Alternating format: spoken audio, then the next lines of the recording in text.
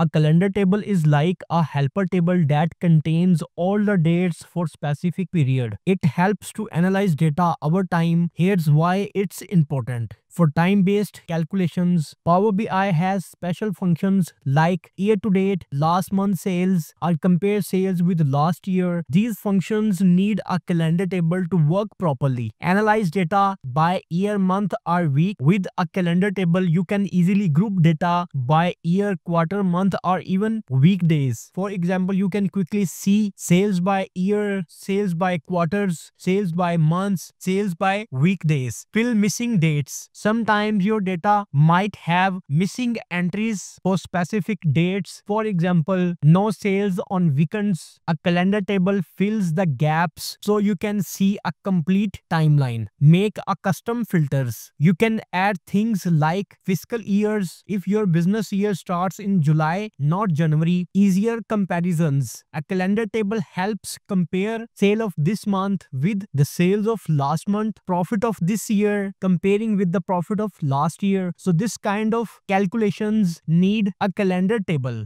Now we will talk how calendar table looks like. So the first thing is the consecutive dates values. This means it starts with a specific date and goes day by day without skipping any dates. For example, this calendar table starts from 1st Jan and this is going day by day without skipping any dates. This is very important because we need a complete timeline to analyze our data. Unique values of each date. The next thing is that each date in the calendar table is unique. There are no duplicate dates. Each date acts like a primary key. This means it's a unique identifier that helps Power BI connect other tables with the calendar table. Like the 1st January will be once in this table. Separate columns for month, day, year, and quarter. A good calendar table doesn't just have dates, it also has separate columns for day, month, year, and quarter. These columns help you easily filter and group your data by year, month, or quarter.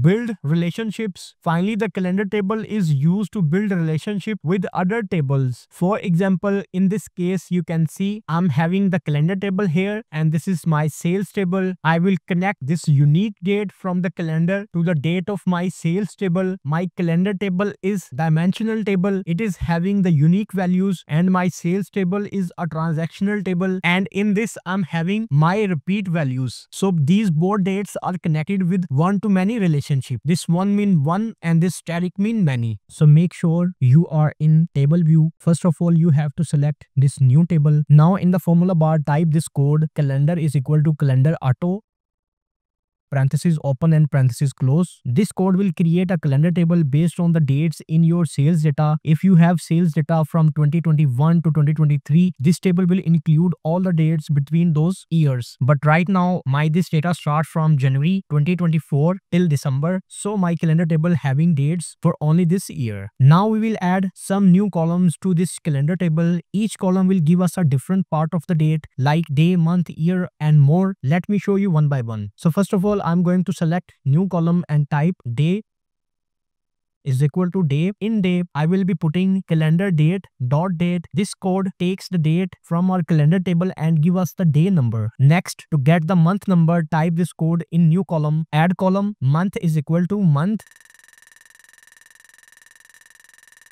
In parentheses, calendar date dot date. This will give you the month number. For example, for August, it will return 8. Add a year column. To get the year, type this code in new column. Year is equal to year. In parentheses, I will be providing calendar date dot date. This code will return the year of the date. For example, here, this is the date of 2024. So it will return me the year 2024. To get the name of the day, like Monday, Tuesday, type this code. Day name is equal to format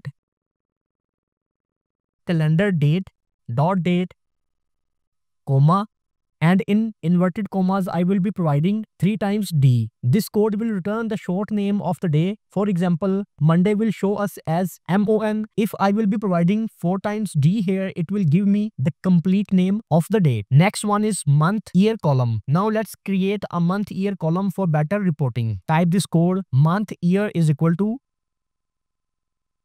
format calendar date dot date comma, and in inverted commas I will be typing M 3 times dash Y 2 times.